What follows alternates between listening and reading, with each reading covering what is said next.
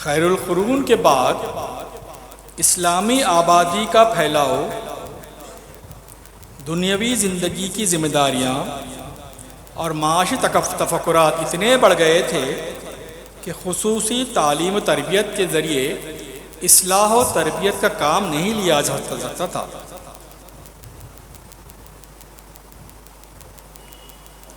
اور کسی بڑے پیمانے پر کسی دینی اور روحانی انقلاب کی توقع بھی نہیں کی جا سکتی تھی۔ پھر اس کی کیا صورت تھی کہ مسلمانوں کی بڑی تعداد اپنے ایمان کی تجدید کرے، دینی ذمہ داریوں اور پابندیوں کو شعور و احساس کے ساتھ دوبارہ قبول کرے۔ اس میں پھر وہی ایمانی جذبات اور دینی جذبات پیدا ہوں، مردہ دلوں میں پھر محبت کی گرمی پیدا ہو، ایک مسلمان کو کسی مخلص خداشناس بزرگ پر اعتماد ہو جن سے وہ اپنے امراض روحانی اور نفسانی میں علاج اور دین کی صحیح روشنی اور رہنمائی حاصل کرے۔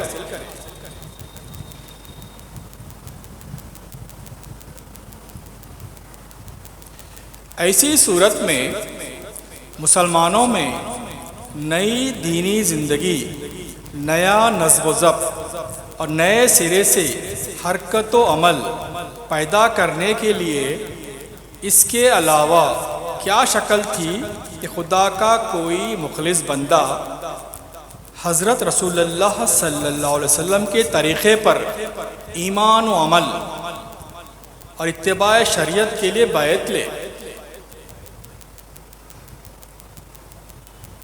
اور مسلمان اس بزرگ کے ہاتھ پر اپنی سابقہ غفلت و جاہلیت کی زندگی سے توبہ کر لے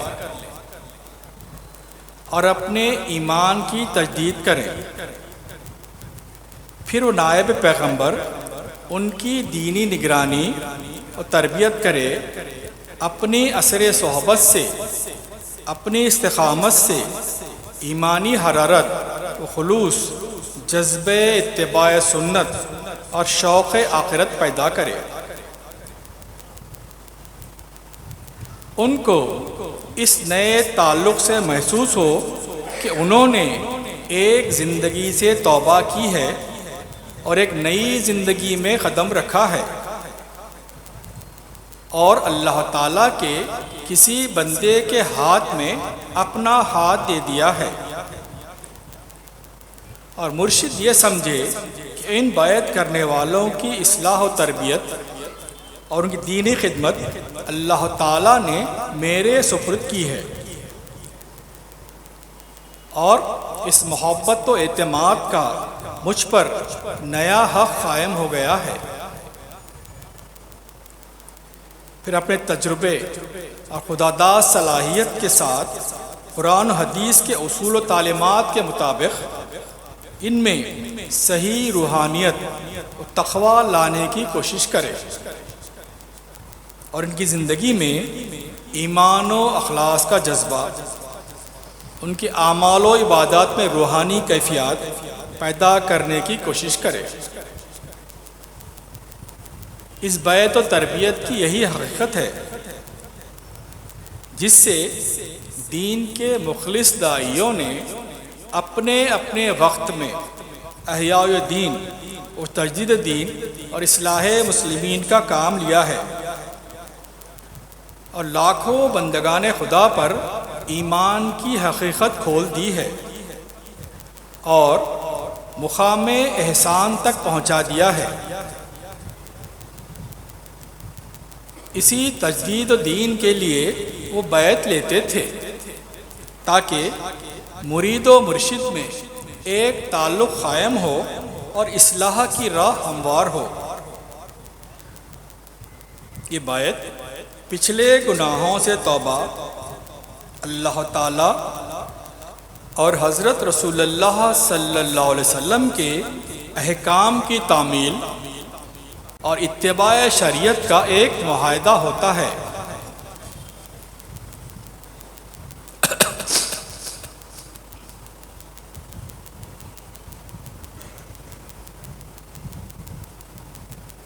آپ سے مرید ہونے کے بعد گناہوں سے توبہ کر لیتے تھے، نمازیں باجماعت ادا کرنے لگتے تھے۔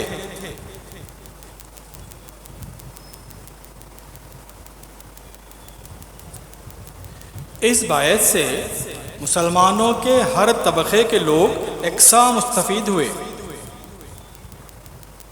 اہل حکومت سے لے کر اہل حرفہ تک، عہدیداروں سے لے کر عام افراد تک لوگوں کی عام زندگی میں تبدیلیاں آئیں۔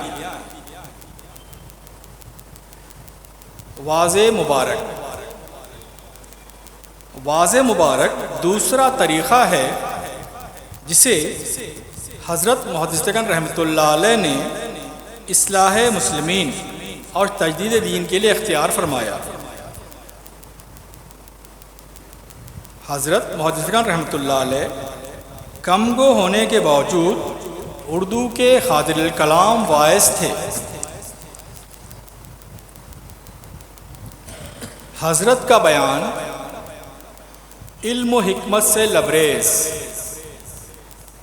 اور اثر و کیف سے بھرا ہوا ہوتا تھا۔ آپ کی عظیم شخصیت چونکہ مجسم وقار اور آپ کی باتیں صداقت کا معیار تھیں اور دل سے نکلتی تھیں، اس لیے سننے والوں کے دل میں اترتی تھیں اور اعتماد و یقین کی نئی صورت پیدا ہوتی تھی۔ حضرت محدث دکن کا آواز آپ کی تحریر کی طرح جاندار، رواں اور مربوط ہوتا تھا۔ یوں محسوس ہوتا تھا کہ پورا آواز قلم بند ہے، نہ کہیں رکاوٹ، نہ کہیں موضوع سے دوری یا اجنبیت، نہ آواز میں خامخواہ کا اتار چڑھاؤ۔ نرم زمین میں ایک بہتا ہوا دریا کئی گھنٹوں کا آواز ہوتا تھا۔ ان میں سے بعض واضح مبارک کو ٹیپ ریکارڈ کی طرح اس وقت محفوظ کر لیا گیا ہے۔ حضرت کے واعظ میں آپ کے قلب کی صفائی اور نسبت باطنی کا اثر اس قدر نمایاں رہتا کہ سننے والے اپنے دلوں سے کدورت و ظلمت مٹتی ہوئی محسوس کرتے اور سینوں میں ہدایت کا نور آتا ہوا صاف محسوس کر لیتے تھے۔ اس سادگی کے باوجود آپ کی باتیں سننے والوں کو کیف و ایمانی میں غرق کر دیتی تھی۔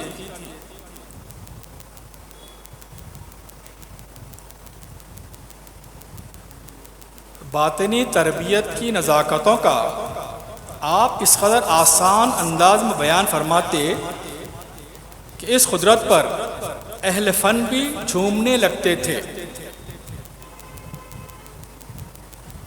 واعظ کے اختتام پر سادہ اور مختصر دعا بھی ہوتی تھی۔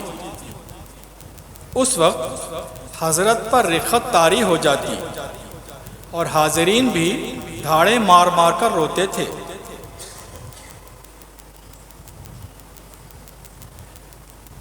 قصبہ نلدرگ ضلع عثمان آباد میں مہاراشٹرا میں جب تک آپ کا قیام رہا، جامع مسجد میں پابندی کے ساتھ بعد نماز جمعہ 2.5 گھنٹے کا وعظ ہوا کرتا تھا،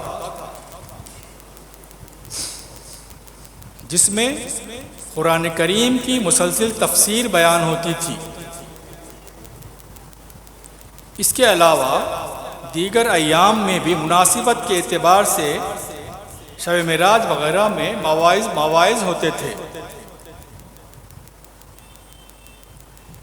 واعظ سننے کے بعد بہت سے حضرات کے احوال اور قلوب بدل جاتے تھے۔ آپ کی تصنیفات و تعریفات۔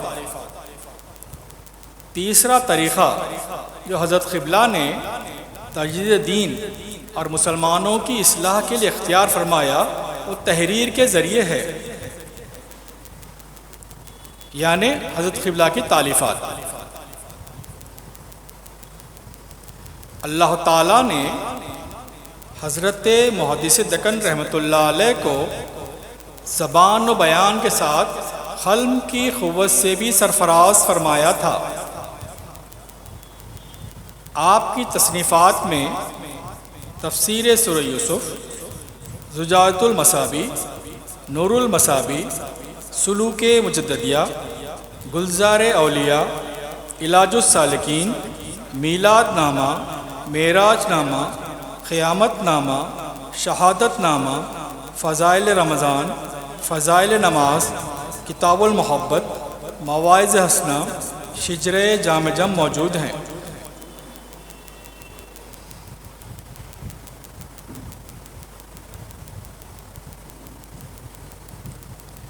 حضرت قبلہ کی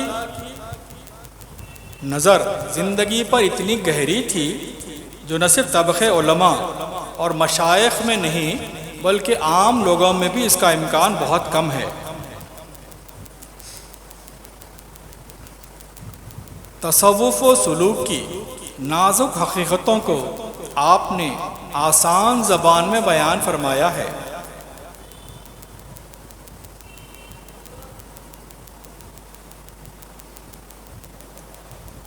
تصوف و اصلاح باطن کی ضرورت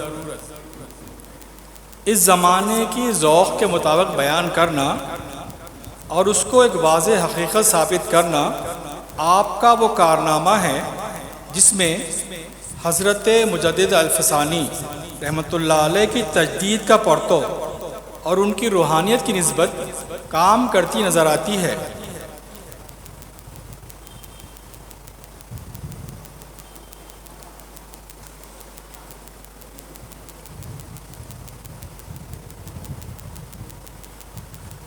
حضرت قبلہ نے پوری بصیرت اور روحانیت کے ساتھ تجدیدی کارنامے انجام دیے، اور اس عظیم مقصد کے لیے حضرت نے اپنے کو فارغ کر لیا تھا۔ اسی وجہ سے نہ آپ نے سرکاری ملازمت اختیار کی نہ خانگی، کیونکہ یہ ملازمت آپ کے اس بامقصد کام میں رکاوٹ بن سکتی تھی۔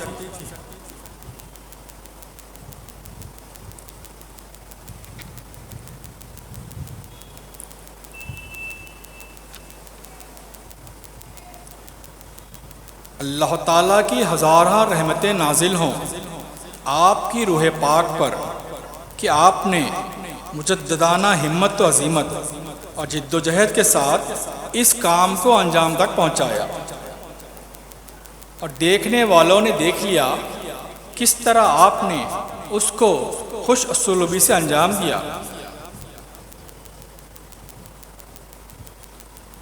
آپ نے حد سے زیادہ بگڑے ہوئے حالات کو سنبھالنے کی کوشش کی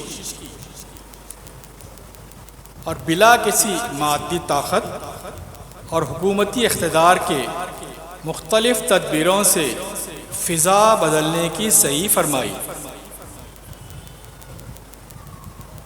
بہرحال اللہ تعالیٰ نے بھی آپ کے لیے یہ راستہ آسان کر دیا، اور آپ کی عظمت و جلالت محبت لوگوں کے قلوب میں ڈال دی تاکہ وہ آپ کی نصیحتیں سنیں، آپ کی کتابوں پر عمل پیرا ہوں اور کتابوں کا مطالعہ کریں۔